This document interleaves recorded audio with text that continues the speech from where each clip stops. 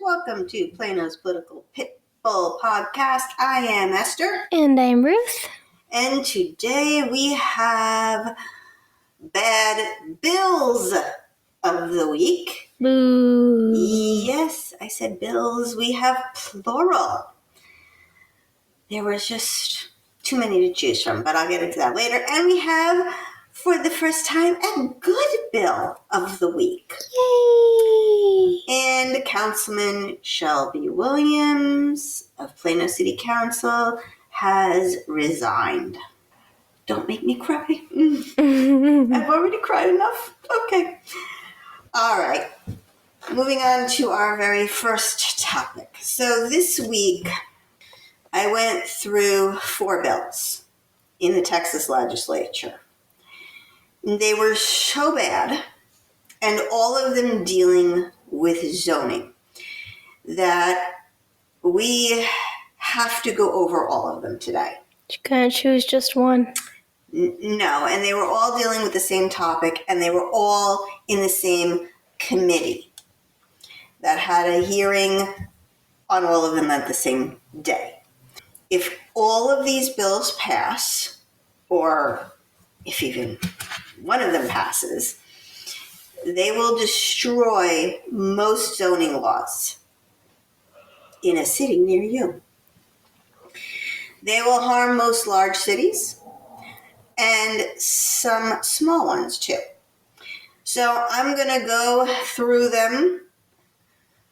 This may take a little while. Bear with me. All right, I want to get this right. So I'm going to be reading directly from the bills. I'm not going to go through each and every and all the bills, each and every, dot and detail. I'll just do highlights.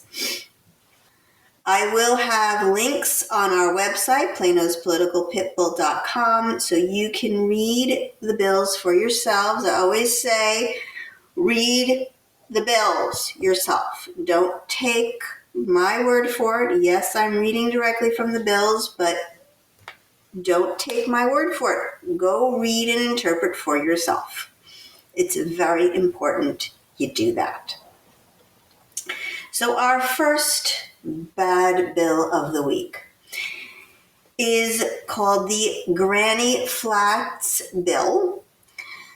It's kind of a nickname for it. It is Senate Bill 673. It is by Senator Hughes, and it is relating to the regulation of accessory dwelling units by any political subdivision, city, county, so forth. So, for all who may not know, an accessory dwelling unit in this bill means a residential housing unit that is located on any lot that is not zoned or is zoned for a single family home or duplex. It can be independent or attached to the primary dwelling. So a 2-family house would fit in this. Your in-law suite, if you had one, could fit under this bill. A complete and independent living facility for at least one individual. So, here we go. A political subdivision may not adopt or enforce an order, ordinance, or other measure that prohibits an owner from building an accessory dwelling unit before, after, or concurrently with the building of the primary dwelling unit on the lot. They cannot prohibit the owner from entering into a residential lease for the unit, require any owner occupancy of the primary dwelling unit.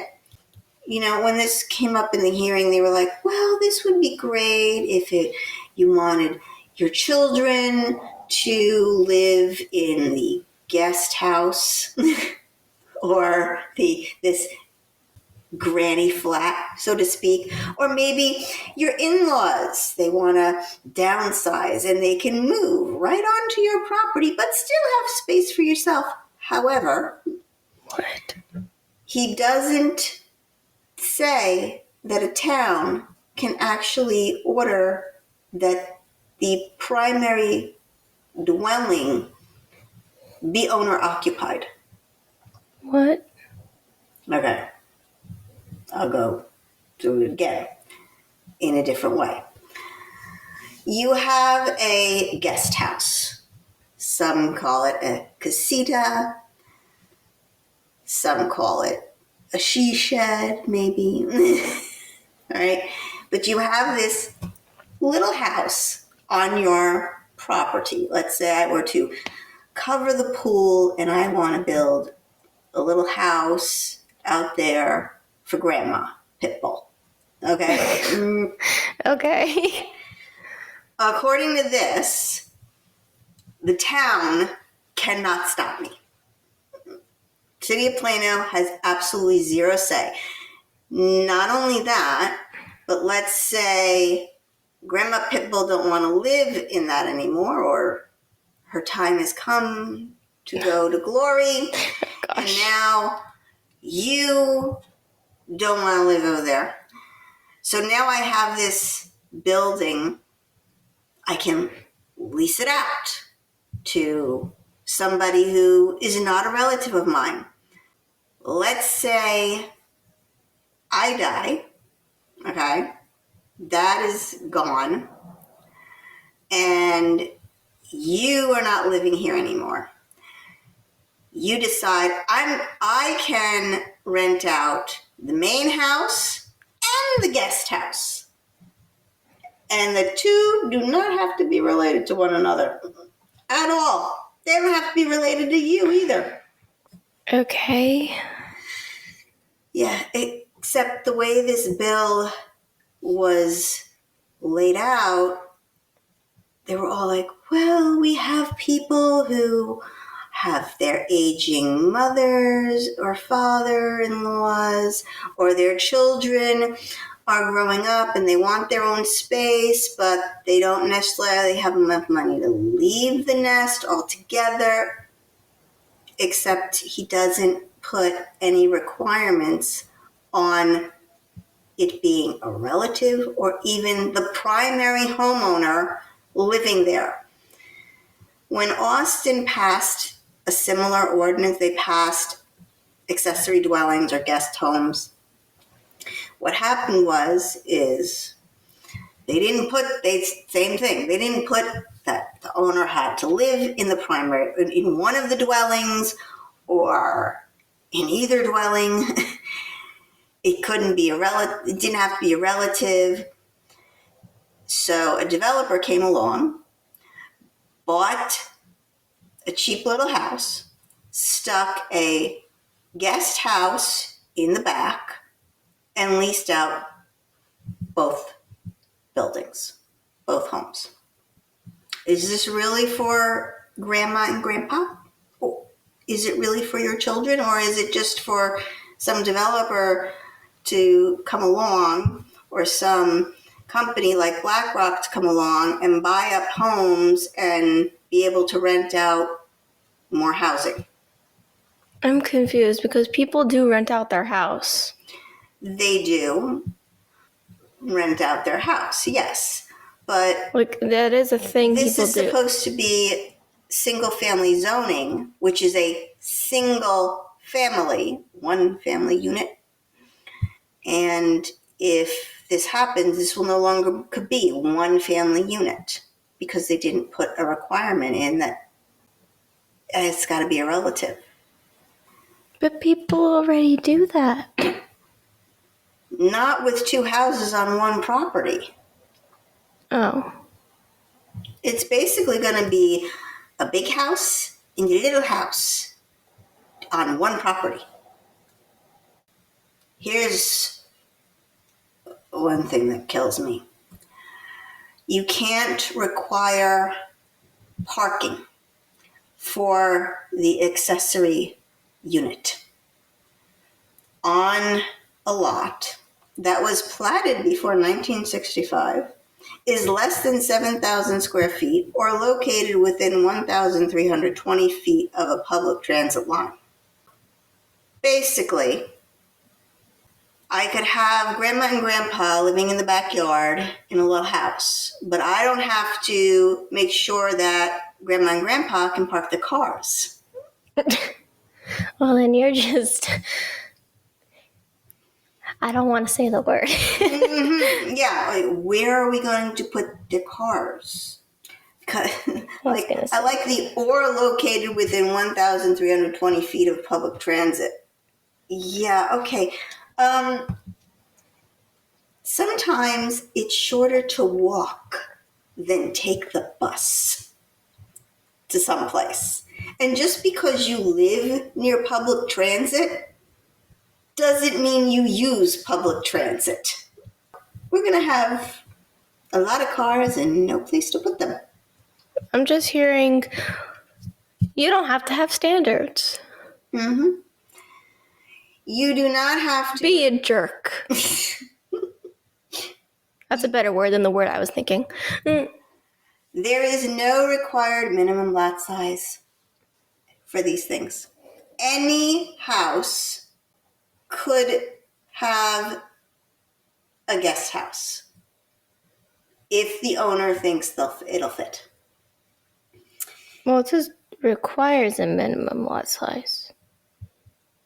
No. It says does not have to require. Prohibits the owner. You see? And then that's in it. You can't, this is what you can't do. Okay? And then they list them. Oh. So you can't require a minimum lot size. Mm-hmm. Or following the no standards trend. Right. The town cannot prevent an owner of a lot zoned for a single family or duplex from converting an existing structure into an accessory dwelling unit by requiring setbacks larger than the current structure's setbacks. Wait. To the last one. Sorry, I wasn't paying attention because I was thinking about this. You could literally just put them in the shed. Yes. That's what that was number 7. I got a shed out there, and I want to convert this shed into a guest house. The town can't say anything about it. It's a tiny home. It's, you can touch both walls with just standing in the middle. But... And you can have a tiny home because the town cannot provide any limitations on the square footage of the dwelling. Tiny homes are bigger than what I'm thinking. You could have a shipping crate. I'm thinking something smaller than that. Like you could literally put them in like the tiniest shed that you ever did see, because this is like no standards, no human care for human living conditions. It says here that the unit it cannot provide limitations on the square footage of an accessory dwelling unit that is less than 800 square feet. Isn't this still the prohibited thing? Yeah. You can't. So you can't provide a limitation on the square footage on anything less than 800 square feet. Isn't that saying the same thing as this that you can't require a minimum lot size? Mm-hmm. Isn't that kind of saying the same thing? But they're talking about the building. So you can't have a lot size, minimum lot size, and you can't deem the structure be less than a certain square footage. Or more. Yeah. Anything goes, basically, is what I'm saying. So yeah, put them in a box. Mm-hmm. They cannot regulate the design of the accessory dwelling unit, including the shape, size, massing, or distribution of square footage between the floors. If you've got floors. If you even have floors. I'm telling you. No floors for you. Cargo container in the backyard. My daughter lives back there. Oh, God. Can't require the height of an accessory dwelling unit to be less than 14 feet, measuring from floor to ceiling. So maybe you have to be real. You can't. I know that there is nobody that is 14 feet tall, but if you're 6 feet tall, it's going to be cramped. Even at 14 feet. And you cannot charge, or a town cannot charge, an impact fee. No, it's saying you can't. Unless in certain circumstances. No, it's saying you can't require the height to be less than 14 feet. Right. So again, anything goes. You could make it less than 14 feet if you wanted to. Well, I guess you could make it less than 14 feet. Or more than 14 feet. If you really wanted to. You just can't. Basically, the town can't require anything. Okay? That's a short version. Mm-hmm. Can't require any additional fees, including a parkland fee or right-of-way dedication. Okay. You can't impose a restriction on the basis of the age or the employment or relationship with the primary dwelling. So I said they don't have to be related. They don't have to be under 25 or over 65. The age thing is concerning. So you're saying you could rent this out to a 16-year-old? If the 16-year-old is emancipated, I guess so. The 16-year-old ran away, okay? That's the scenario I'm imagining. Right. We could go younger, too. So, if you really want to go crazy. The city can provide or require that you do replacement parking. So let's say you have a garage and you want to convert your garage into a studio apartment. Well, we've just lost 2 parking spaces.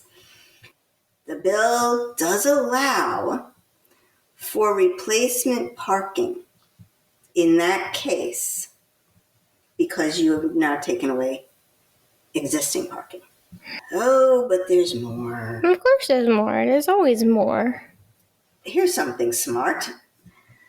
The political subdivision may prohibit the sale of an accessory unit separately from the primary unit. In other words, if somebody has a guest house, they can't just sell the guest house.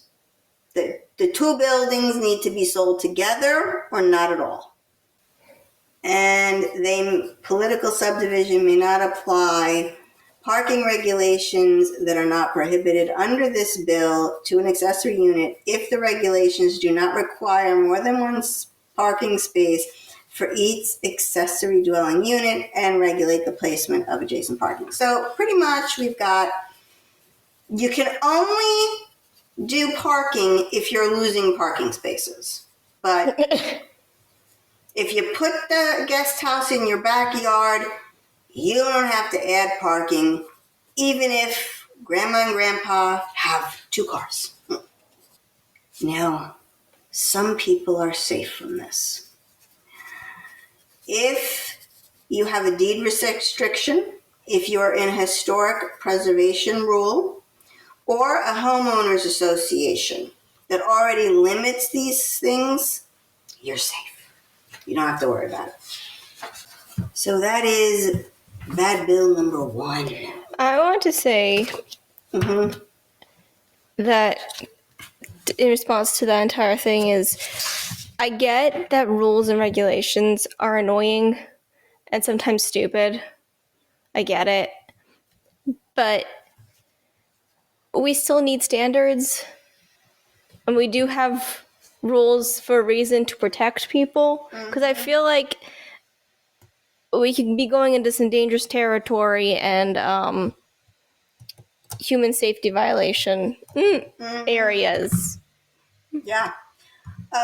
Not only that, so in the committee hearing, I watched the committee hearing. People who came to testify on these bills were mayors and city council people of some of the towns. Flower Mound was very well represented, and they said when they saw this bill, they spoke with their planning department and asked their planning department, under this bill, if it becomes law, what could happen? How many could we have of these?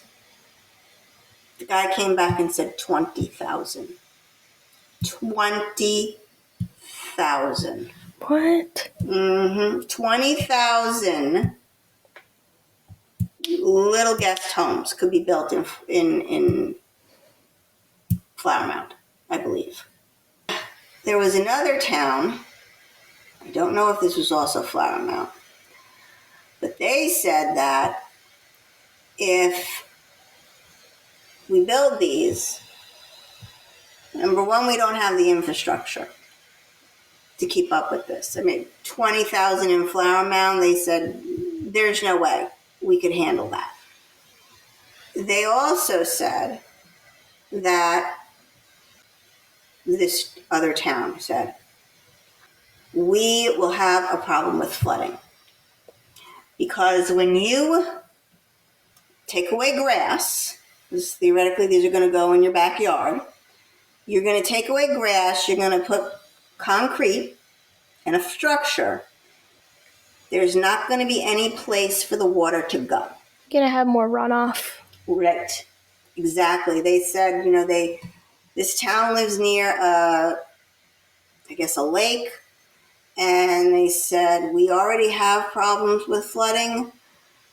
Our blood pressure goes up anytime it rains, and this will only make it worse. And water is a funny thing. If water doesn't get absorbed, it will go wherever it wants. It will not stop. You can't stop running water. Just can't. And it'll go into the little guest houses, it'll go into the main house, and they will have bad flooding, worse than they have now.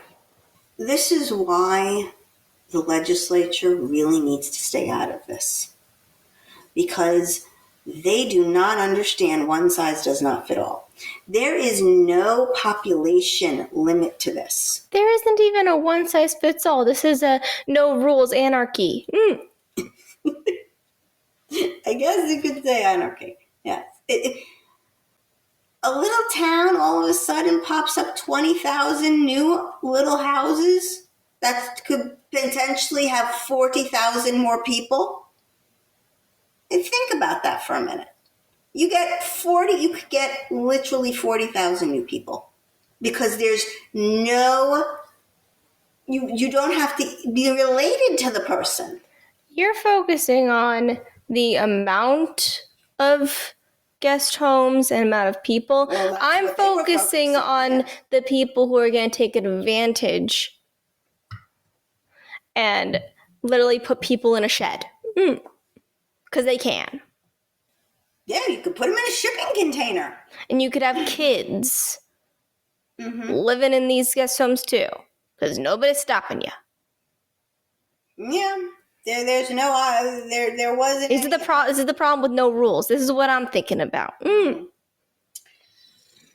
Yeah, safety. Senator Hughes, this is a bad bill. This came to the legislature last year, voted down by one vote. One vote in the House killed this bill. thank you to whoever that one vote was.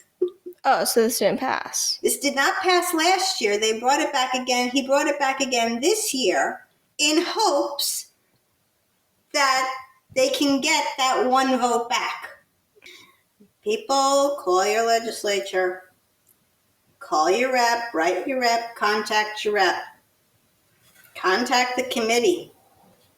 I will have info on who the committee is, who's on the committee. You can contact them on the website. Bad bill number 2. So bad bill number 2 is by Senator Betancourt. I used to like Senator Betancourt until this bill. This is Senate Bill 15. And this is relating to lot size and square footage of lots. It also defines small lots to mean a residential lot that is 4,000 square feet or less. Why is the state legislature even getting involved in city problems like this? This is what Senator Betancourt said, and what a lot of the witnesses said, was apparently there is a housing crisis in Texas. And this is their problem because there is not enough houses or units in Texas for people to buy. Because we only have 3 major cities. Well, interestingly enough, so Newsweek did an article. Now, I know some people out there may not like Newsweek, and some people may love it. But this is what they said. They had a graph, a picture of the population growth rate in Texas. And it's color-coded. I'll put this on the website too, folks. White, there's no change. Blue, minus growth, meaning population of cities went down. Red, population went up. Ruth, why don't you look at this map? Tell me, where is the majority of the growth happening? North Texas / Middle Texas, but it's towards the east. Yeah. Dallas, Waco, Houston, Galveston, Austin, Fort Worth. All the major cities. This is El Paso. I think this is El Paso out here. A little bit in Amarillo. There's a population growth near Amarillo, Lubbock, Odessa. The rest of the state is light blue or white. Or dark blue. Or dark blue. People are losing population in those places. In West Texas, in North Texas near the Panhandle. That's a problem. If we're seeing this, it seems like it's a mass migration from West Texas to East Texas and Middle Texas to the larger cities. Nobody likes the small towns anymore? Well, I think a lot of these places with the blue are probably rural. They're agricultural. And I don't know about you, but I haven't heard about too many people wanting to grow up and be farmers and ranchers. And that's going to be a problem with our food supply. Maybe they should focus in the state legislature about how to promote being a farmer and a rancher instead of trying to cram more housing in already dense places. Just a thought, guys, over in the Senate. So yeah, there's a housing crisis in the major cities in Texas. And there's also an agricultural crisis. There's going to be an agricultural crisis, too. So back to Betancourt's bill. SB 15. This actually has some population requirements. This applies to land that was platted and located in areas zoned for single-family homes. So here's what they can't do anymore if this passes. A municipality may not adopt or enforce an ordinance, rule, or other measure that requires a residential lot to be larger than 1,400 square feet. 1,400 square feet. You can't allow it to be larger than that? Yep. Oh, so we're putting a maximum instead of a minimum. You cannot require it to be larger than 1,400 square feet. It could be smaller, but can't be larger. Wider than 20 feet or deeper than 60 feet. If regulating the density of dwelling units on a residential lot, a ratio of the dwelling units per acre that results in fewer than 31.1 units per acre. So they can't even regulate how many units are going to fit into an acre. Maybe the state legislature should butt out of city government's job. That would be a novel idea. Now we have the small lots. Small lots. A municipality may not adopt or enforce an ordinance, rule, or other measure that requires a small lot to have a building, waterway, plane, or other setbacks greater than 5 feet from the front or back of the property, 5 feet from side to side, covered parking, more than one parking space per unit. What if there was a husband and wife and they have a car each? No. Too bad, so sad. Can't require off-site parking. Can't require more than 30% of open space. Can't require fewer than 3 full stories. And exceeding in height, measure 10 feet from the interior floor to the ceiling.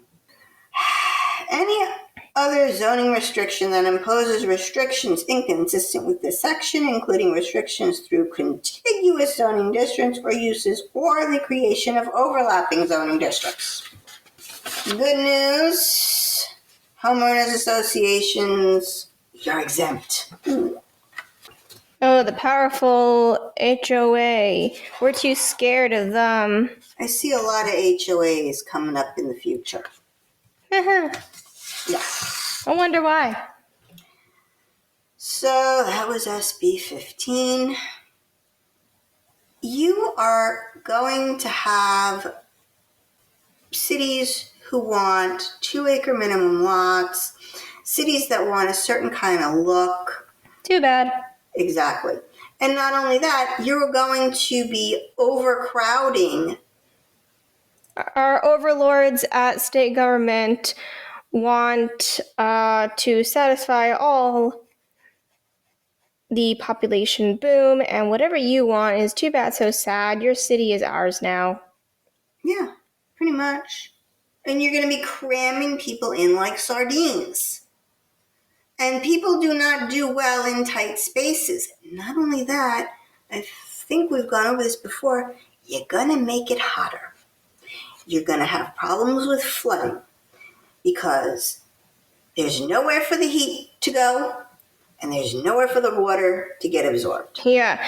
You ever been to downtown Dallas in summer? It's a lot hotter than if you're in the suburbs or in the rural. Mm-hmm. Yep.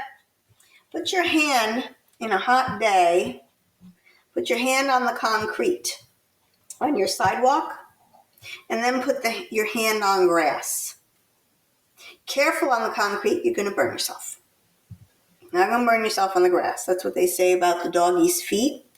Walk your doggies, if you walk your doggies, which I wouldn't walk a dog in 100 degrees, but if it's a hot day and you're walking your dog. Some dogs need to be walked every day. Yeah. True. Especially the large ones, but they say test the temperature first because you could be burning your dog's feet. Well, either you have to get them shoes or they have to be walking on grass. Yeah, but there's no requirement for open space. So where's the grass? Well, we can add animal cruelty to our list of safety violations or safety concerns. Okay.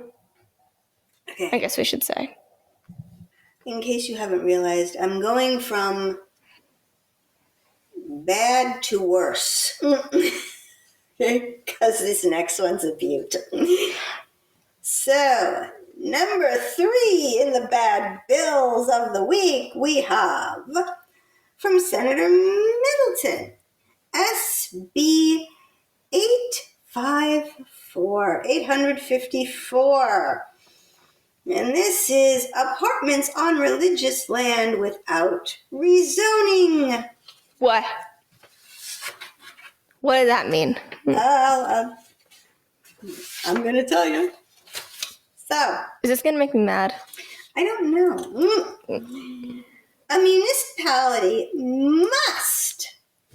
must permit multiple family and mixed use as allowable uses on religious land. Now, they defined religious land as I was going to ask. land that is owned or leased for a term of 40 years by a religious group or and it's got to be a nonprofit, I believe. So Catholic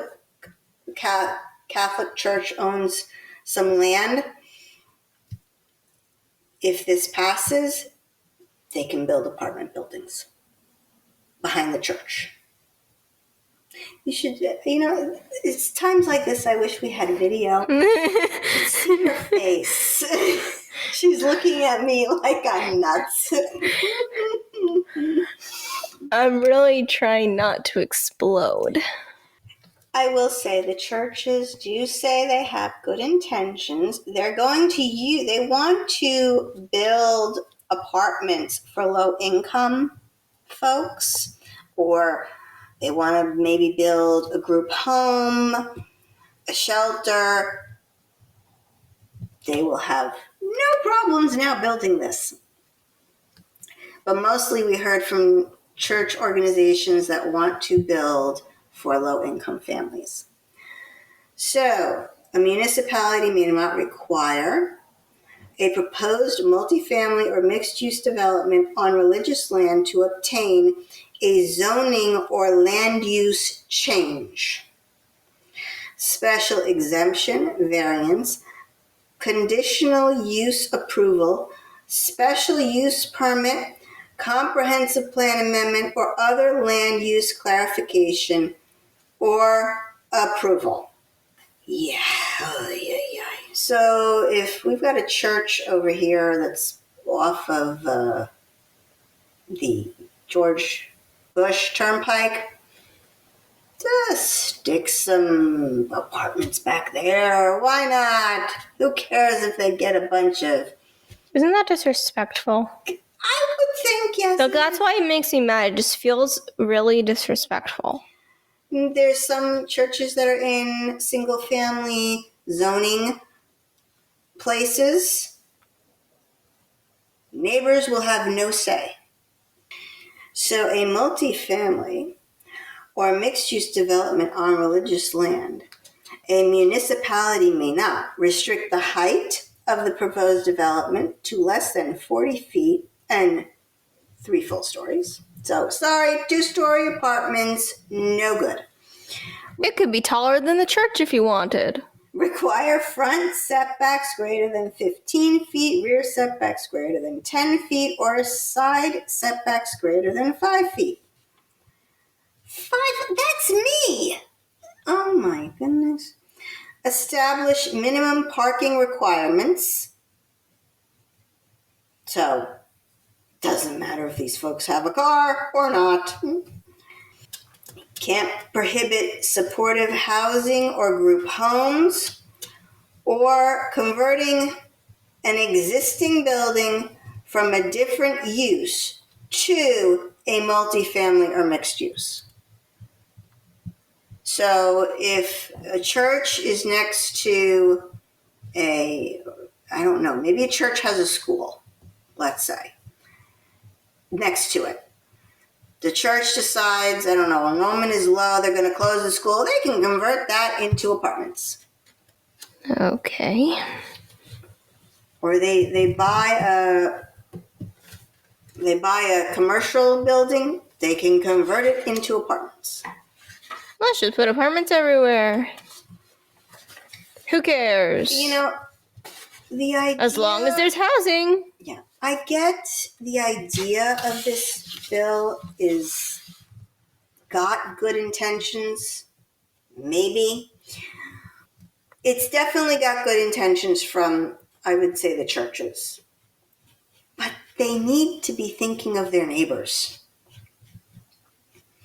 Their neighbors may not want a 5-story apartment building next to their house. And last but not least, the worst one of all, SB 840, commercial to residential without rezoning.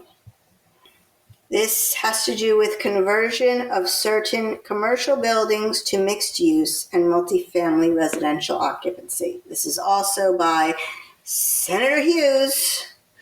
I think Senator Hughes has lost his proverbial mind. Was he a developer? I asked myself this question.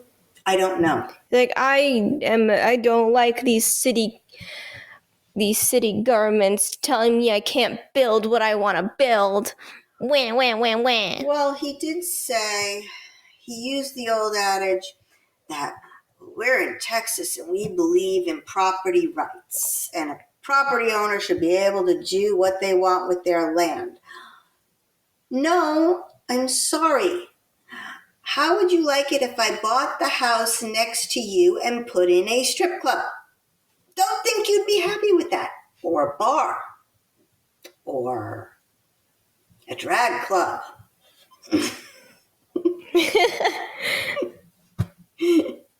How about a gay bar? I'm sure he would really love that. It's my property. I should be able to do whatever I want with it, Senator Hughes. I'm guessing he's homophobic. That's why you're saying all this. Well, I believe he has a bill out there with drag queen story hour. So. Oh, okay, yeah. So just a hunch. So I just thought that he wouldn't appreciate the drag nightclub next and the gay to bar. his property. But I should be able to do whatever I want. Who cares what my neighbors think?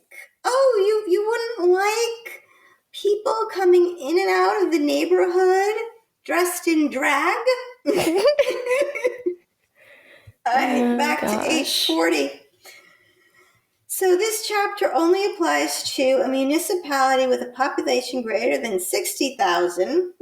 I think that's Parker. No, that's not Parker. Prosper. Prosper is hitting, I think, in the 60,000s. That is located in a county with a population greater than 420,000. So that's Plano again. Oh, joy. It also affects a county with a population greater than 420,000. So those unincorporated areas of the county, the wild, wild west of the counties. It affects you too, guys. So, a municipality or county shall allow mixed-use residential use and development or multifamily residential use and development in a zoning classification that allows office, commercial, retail, warehouse, or mixed use or development as an allowed use under the classification. A municipality or county may not require the change of a land use classification or regulation or approval of an amendment, exception, or variance to a land use classification or regulation prior to allowing a mixed-use residential use or development or multi-family residential use or development in an area covered by a zoning classification. In other words, stated simply, I own an office building. I cannot lease out my office building because now everybody wants to work from home. My office building is zoned office, but I have decided I'm going to turn this into apartments. And I do not have to go to planning and zoning to change the zoning. I can do it by right if this bill passes. Anarchy. Oh, but there's more. A municipality or county may not adopt or enforce an ordinance, order, zoning, restriction, or other regulation that imposes on a mixed-use residential or multifamily residential development a limit on density that is more restrictive than the greater of the highest residential density allowed in the municipality, or 30 units per acre. I don't get people who want to live in such close quarters like that. Why do you want to live in such a high-density neighborhood? I don't know, but apparently if this passes, 36 units per acre. That's all, folks. That's your limit. That's your minimum. Don't people like breathing fresh air instead of the BO of the guy next to you? Generally speaking, that's why people move to the suburbs. They want to get out of the city and they have room. Apparently now the suburbs gone. Nope, suburbs don't exist anymore. We don't like suburbs. It's only city and rural, and soon the rural is going to go too. A limit on building height that is more restrictive than the greater of the highest height that would apply to an office, commercial, retail, or warehouse development constructed on the site, or 45 feet. You can also have certain limits on setbacks, buffers. Oh, this is wonderful. More than one parking space per dwelling unit. That's all a city can require. So, a husband and wife move into an apartment. They both have cars, each. I don't know where one car is going to go. But each unit is going to have one parking space. I guess it's just for the man. The woman's not driving anywhere. I guess not. One car for the family because there'd be no place to park. Oh, and you cannot require a multi-level parking structure. So no parking garage. I don't really like parking garages. But anyway, where are you going to park? See, the parking garage was supposed to help out because now you could go vertically. I don't like parking garages either, but it helps cities because if you look at the mall. Yes, it helps cities. I don't like cities. And colleges. Right? Colleges have parking structures too. I didn't like those either. I don't blame you. So yeah, one parking spot per unit. The unit could have 3 bedrooms, and you could have a teenager with a car and a husband and a wife with a car. Nope. Each, you guys are screwed. You gotta get rid of those 2 extra cars. You're all sharing. Yeah. This one really is going to hurt cities in the pocketbook.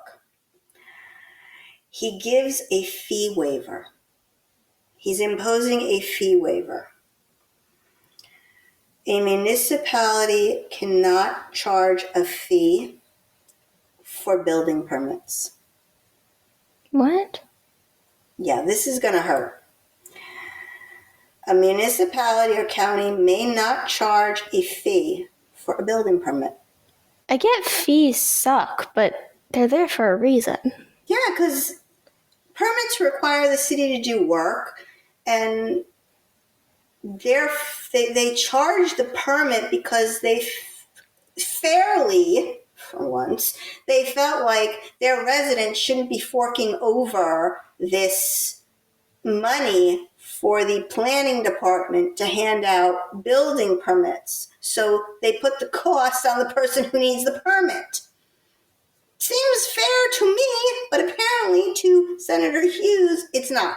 So no more building permits required. This guy was definitely a developer. He's butthurt.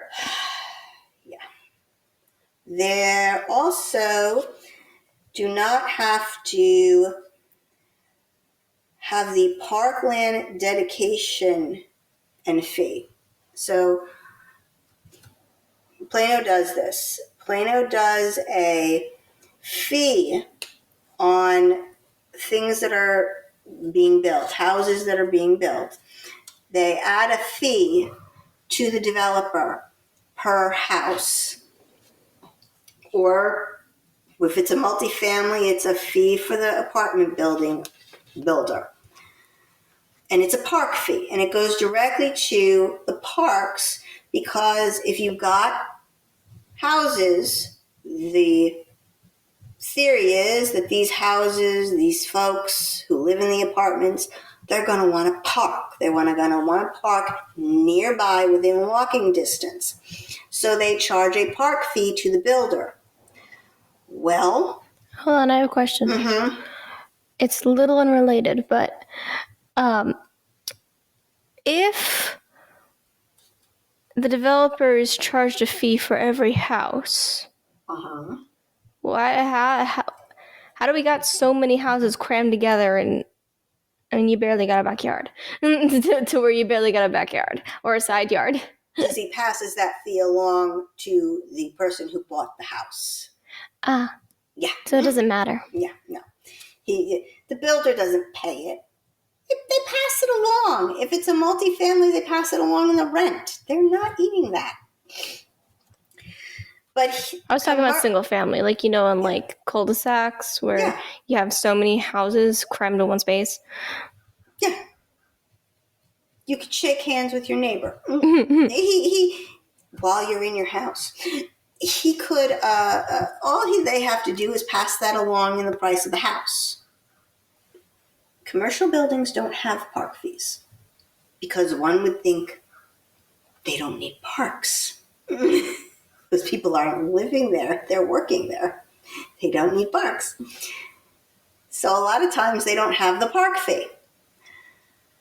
But now you're converting them into housing. You're converting them into homes. These folks are going to want parks, but now they're not paying a park fee. They're also going to want a school nearby. Oh, well. That's true. Where are the kids going to go to school? They never think about that. Downtown Dallas. They never think about there police. There are no schools in downtown Dallas. They never think about police, firefighters, schools. They don't think about this stuff. Well, not a senator. Why would a senator think of this stuff? That's part of the problem. The cities cannot keep up with this on their infrastructure.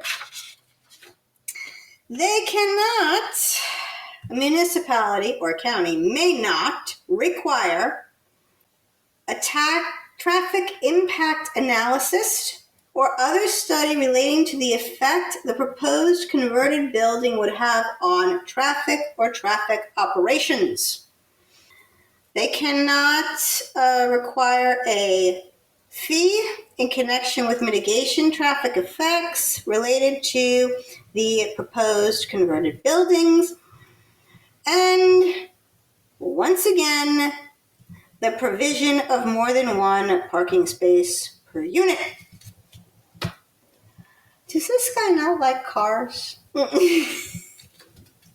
Senator Hughes, do you own a car? Just one. I think he was a developer, and he wanted to do what he wanted to do, and he's butthurt, and so he's trying to stick it to all the city governments that made him mad. Also, That's just my theory. Also, impact fees are prohibited. I will say there is one good news here. Short-term rental regulations. A municipality or county may apply the municipality or county's regulations on short-term rentals in the converted units. Oh, goody! Except in Plano, we allow short-term rentals in multifamily apartments. So that won't be good for us. So I would have to look that up. I would be very interested in seeing what he actually does as his day job. Yeah. Did you know this is their part-time job? Because that was just my crackpot theory. I don't really know what he does. Okay. He definitely does not want the city to get revenue or counties to make any money off of this whatsoever. So this is the real clincher here. There is a consequence if a municipality or county doesn't abide by this law, if it becomes a law. The Attorney General can get involved. And if the Attorney General determines that a municipality or county has violated this law, the municipality or county may not adopt an ad valorem tax rate that exceeds their no new revenue rate for 3 years. Jeez. Ouch! Right in the wallet. Right in the wallet. Right where it hurts. Either this guy is really stupid or he really hates zoning. I think he really hates zoning. And, there's a housing crisis. We have a housing shortage. So we have to get rid of zoning. Zoning's bad. We have to kill it. So we have to get rid of regulations and rules and everything that keeps people, sane. Well, you're thinking about that part. The mayor of Georgetown, which is right outside of Austin, the mayor came and he spoke against that particular bill. He said, if this passes, Georgetown could have 1 million apartments. Jeez. 1 million apartments. Not only that. Is Georgetown a suburb or a rural? It's a suburb of Austin. Okay. All right, it's a suburb. 1 million apartments. Also, because this would also affect retail, he said we could lose our sales tax revenue that we rely on to keep our property taxes low, our business taxes. So this will go completely be a burden to the property tax, the homeowners who pay property taxes. He said, I don't have the money for the infrastructure this would take. He said, I don't have the water. I don't have the electricity. Texas doesn't have the water. Texas doesn't have the electricity. I don't have the roads. I don't have the services to deal with all the people that this would bring to me and my city. And I'm paraphrasing. Flower Mound, same thing. They were there. I will say Plano was not represented. They did not, nobody, not one person came down from Plano to speak on this bill. Now, I do know that Councilman Williams did speak to some reps personally, so that's a good thing, but our Mayor Munns, I guess he was a little too busy and decided not to show up. Well, they also want to put apartments everywhere, so. Yeah, but see, I don't think Plano's going to want this. I don't think Mums is going to want this because this is going to hurt economic development. And you know how much they love their economic development. Because lately, all the economic development deals have been taking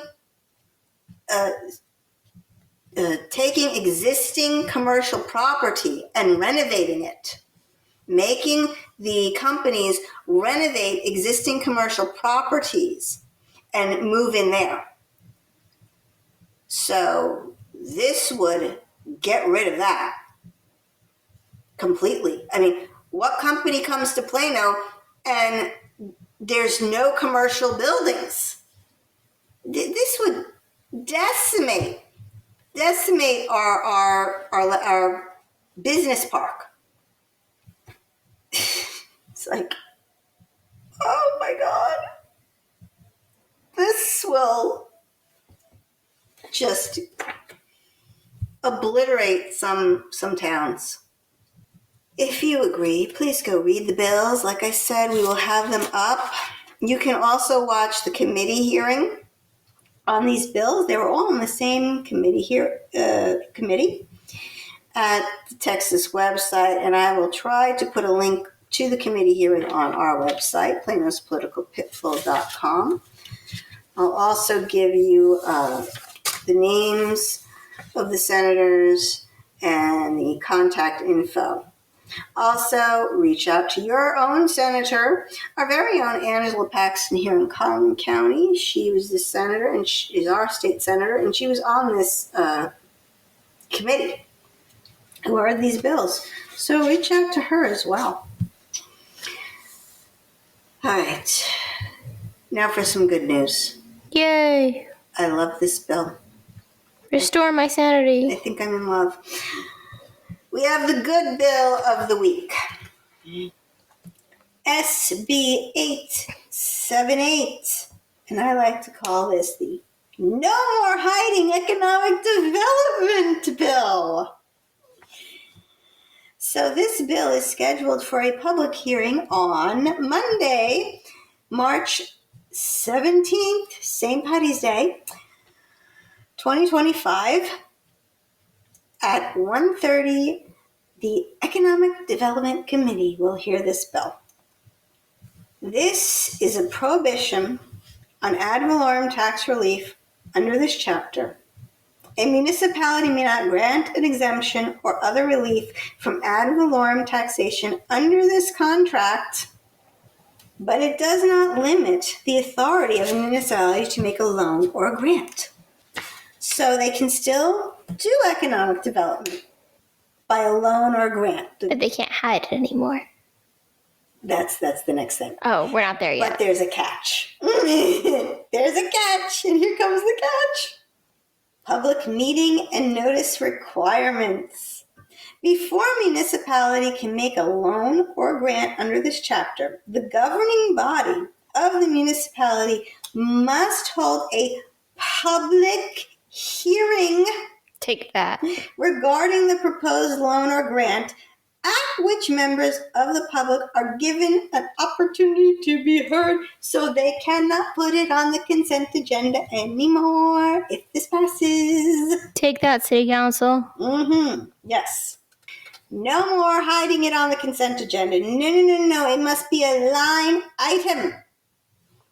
Up for public hearing. It shall be posted on the website. The current version of the proposed loan or grant under this chapter. No more sneaky business. So it must be posted. So you know how I had to go through like 3 steps to, I'm hoping that I won't have to go through 3 steps. I'm hoping it will just be right there, the whole agreement, right there attached to the agenda, and I can just go click and there's the agreement. Oh, they're going to hate this. You're going to hate it. They hate this already. I know they hate it, but I love it. So, public notice. Ready for this? The public notice must contain the following. The name of the recipient of the loan or grant, a general description of the public purpose for which the loan or grant is provided, and the amount of the period of time for the loan or grant. Now, here's the real kicker.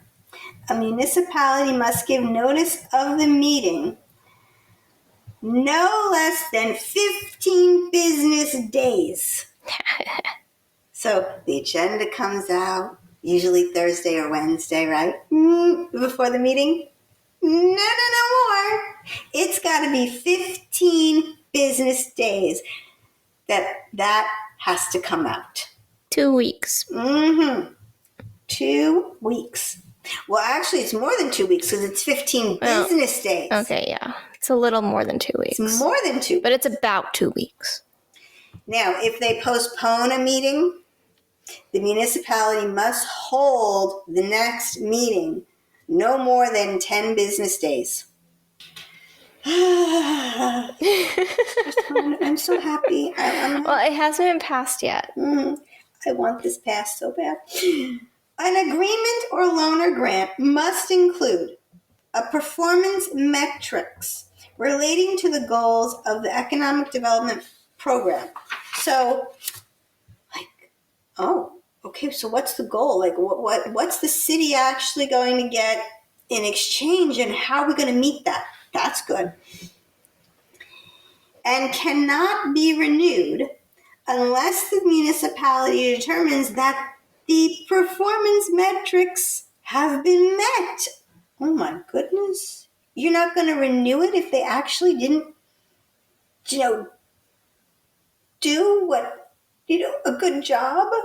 Accountability? What's that? Also, a municipality may not enter into an agreement to make a loan or grant under this chapter for a period exceeding 10 years. So we talked last time about an economic development agreement. That's what I was thinking about. That would basically... It was 11 years. It had 11 years. I bet they wish they rounded it to 10 now. Well, if this get passed. That would be grandfather because it's already true. But still, it's funny. So anyway. No more waiting more than a decade. Okay. I think actually 10 years is a little bit too long. It's better than sometimes they'll do like 20 years. I know, it's ridiculous. An agreement may not be renewed more than 3 times. And may not exceed, and each renewal period may not exceed 5 years. Ooh, I like that. The total combined period for an agreement under this chapter may not exceed 25 years. That's including initial agreement and renewals. I like this. Consequences, accountability for our actions. And pretty much, I don't know why he did this, but he separated out the county, but it's the same rules for county government as well. I guess disaction. Consequences for our disaction. There's also a limitation on tax abatements. This is come to our town and we will basically waive the property taxes or your taxes that you have to pay us. We're going to waive those for a period of time. Okay. So, in a tax abatement agreement entered into this chapter, a taxing unit may only provide an abatement of the taxing unit's ad valorem taxes and may not provide a loan or a grant of public money from any other source. So, you either do a tax abatement or a loan or a grant. You can't do both. And this takes effect, if passed, September 1, 2025. I am looking so forward to watching this committee hearing because I guarantee you so many mayors and city councils will be running down to Austin. You guys may want to wear green for St. Patrick's Day. Okay, I have some... I wonder if Mayor Munson's going to be there. If he is there and he was not there for the other one, I will call him directly on his phone, because I have his phone number now. Ooh. It's on our website, by the way. And I will give him a Piece of your mind? piece of my mind. So I have some amendments I'd like. Even though I love the bill, Senator Birdwell, I do not know who you are, but thank you for this bill. But I have a couple of amendments. I would like you to add that a city must include in the notice for the public hearing and the agreement the value or worth of the company and the value of the parent company if it has one. So if there's a parent company, I want to see the value of that one and the value of the company that's being given the grant. Also, if the company or the parent company is publicly traded, I want them to include the value of the stock in the notice and the agreements. Also, the company's revenues for the year, net revenues for the year, and cash on hand. This includes company and parent company if has one. Also, how much is the owner worth if it is a private company? If it is publicly traded, how much is the CEO worth and getting paid? Saves me some Googling time. But that's not the only reason I want that. I want that because I want people who read the agenda to know what these companies are worth. These are not mom and pop companies getting the economic development. These are large, multi-million-dollar, often publicly traded companies. So that is our good bill of the week. Please email your rep and tell them to pass it. So we have some sad news. Shelby Williams has resigned on Friday, March 14th, 2025, from council. He will step down after his replacement is elected on May 3rd and sworn in. He has decided to run for County Commissioner Place 4 in 2026, which will be an open seat. Commissioner Webb is stepping down. Or not stepping down, but just not running for re-election. He's doing this now because he wanted to Shelby Williams wanted to save the city money on a special election. So now we will be voting on 5 council seats on May 3rd. It's going to be a big election. Deadline to file, I believe I heard, was March 21st, but double check that if you're interested. Steve Levine did not waste any time. He didn't even wait until Shelby made it official and resigned on the 14th in a special city council meeting before he put out his campaign signs. He was excited. A little decorum, Steve. Really? Come on. Don't be tacky. He put out his sign. Shelby hadn't even resigned from council and have the special meeting. That's just tacky. Tacky, sir. I think it's kind of funny. We will see who actually does file and add those folks to our website. the city council's reaction actually surprised me. So they all got together in a special meeting on Friday at 4 p.m. Could you pick a worse time? I mean, geez. Anyway, horrible time. So maybe for you, but maybe for other people, you know. Okay. The Jews are getting ready for Shabbat. The Gentiles are driving home from work, or they're shuffling the kids around. Most people are sitting in traffic. I mean, let's face it. At 4 o'clock in the afternoon. Some people aren't even out of work at 4 o'clock in the afternoon. Okay. Hello, 9 to 5. Okay, calm down. All right. Well, that just irks me. There was no valid reason for that. They held the special session to accept his resignation and call for an election for place 5 to be basically added to the May 3rd election. So the council members all said they were going to miss him. They really, even Maria too, which I would have thought, oh, yay, she'll be gone. She would have been like, good. No. She could be thinking that, but she's not going to, show that publicly. She's got to show some professionalism here. Yeah, but then she wouldn't say anything. That's not true. So she actually said she was very upset he is leaving. Very upset.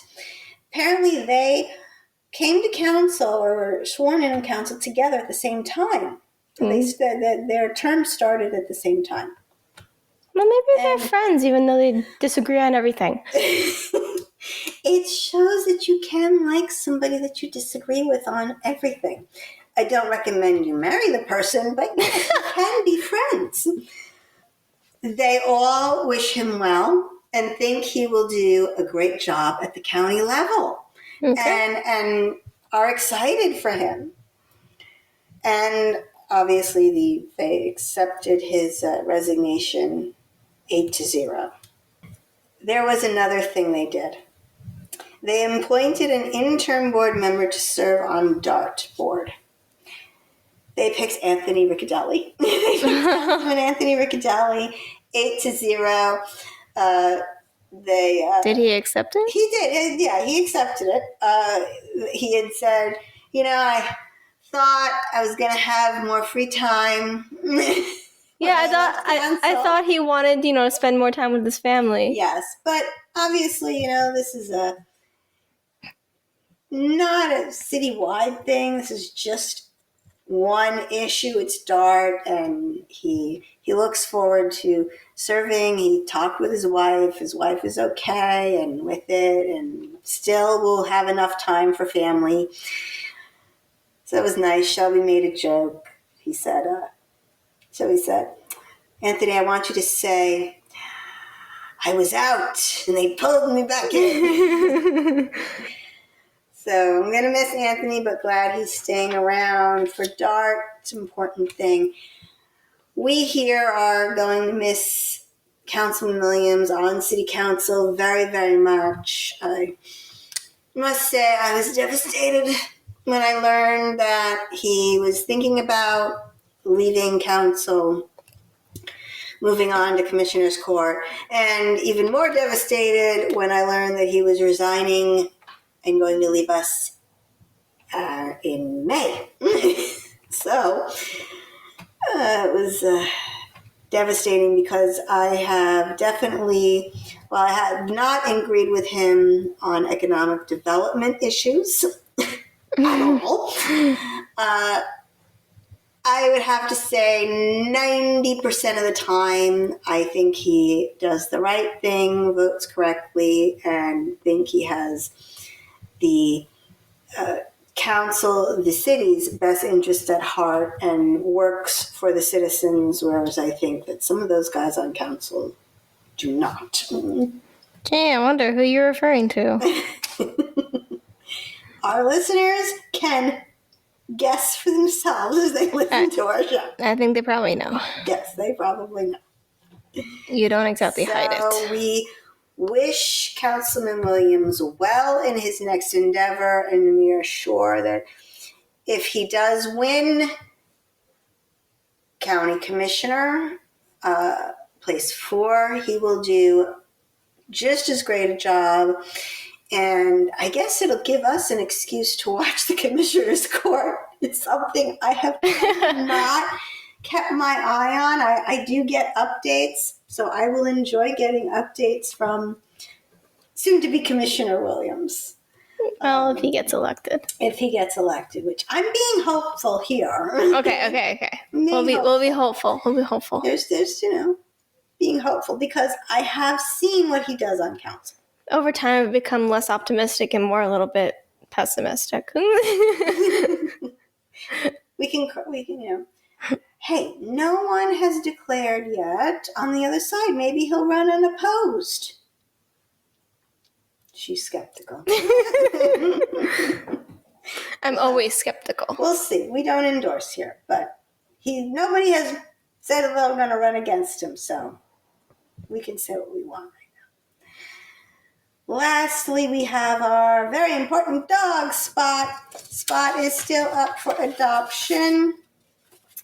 He is over at the Plano Animal Shelter, and he is such a good boy. He is very obedient and so smart. Spot knows the command sit, stay, and down.